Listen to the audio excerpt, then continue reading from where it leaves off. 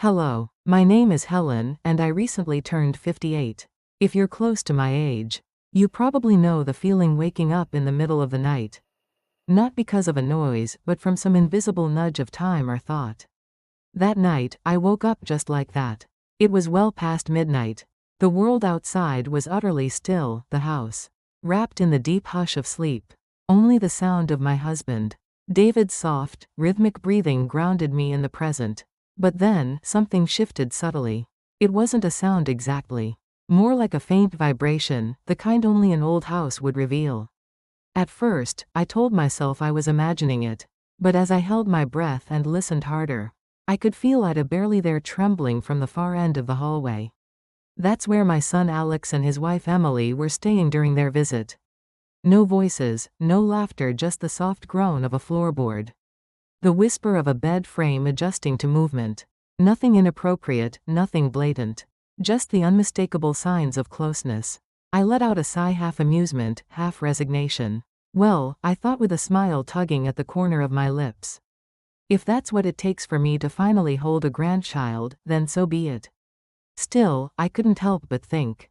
Did they really have to do it here, under our roof? It wasn't annoyance. It was more like a gentle discomfort, the kind that comes from remembering something you yourself have lost. Oddly enough, a part of me found it endearing.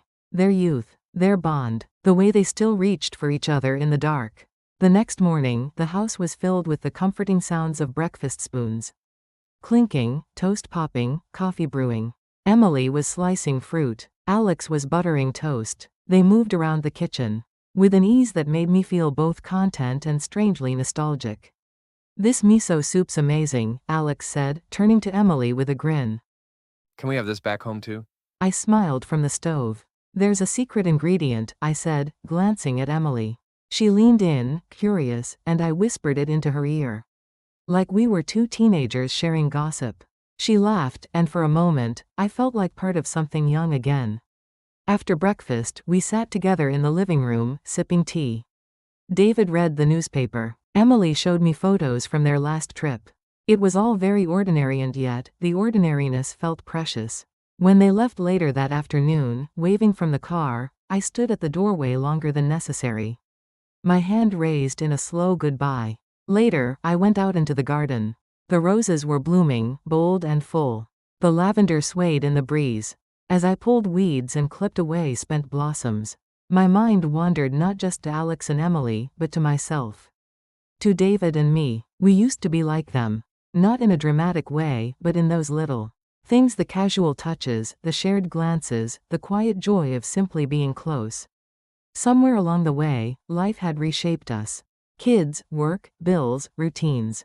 We never meant to drift. But we did. That night, the house felt extra still. Dinner was just the two of us. We didn't talk much, just chewed slowly, watched the news, washed the dishes. When we got into bed, I expected the same routine. We each turned to our own side, our backs nearly touching but not quite. But then I felt it. David's hand, gently resting on my shoulder. It was so unexpected I almost flinched. My heart pounded, not from fear, but from surprise. It had been more than 10 years since he'd reached for me like that. I opened my eyes. The room was dim. I turned slowly and looked into his face. "It's been a long time, hasn't it?" he said softly. The words landed in my chest like a ripple in still water. Yes, a long, long time. And suddenly, I didn't feel like turning away. I didn't want to say anything that would shatter the moment. Instead, I let his hand slide from my shoulder to my back. And I closed my eyes, not to sleep, but to feel. We didn't say much. There were no grand gestures. Just a quiet, hesitant closeness. And it was enough. Over the next few days, something small but meaningful began to change. David lingered longer at the breakfast table. He reached for my hand while walking down the stairs. Once, while I was folding laundry, he came up behind me and placed a hand on my waist so gently I barely felt it. We didn't talk about it. There was no need. One evening, as we sat watching the sunset paint the kitchen walls in gold, he said, Things feel calmer lately, like they used to be. I smiled and said nothing. But in my heart, I whispered back, yes. I feel it too. Now, when I wake in the middle of the night, I no longer feel restless. I reach over and feel the warmth of David beside me. And sometimes he reaches back. I know we're not the couple we once were. But maybe that's okay. Maybe love at this stage is not about intensity but about returning, quietly, to each other. And that is something worth cherishing. Thank you for listening. Sometimes, love doesn't arrive with fireworks. Sometimes, it returns with the gentlest stir in the night.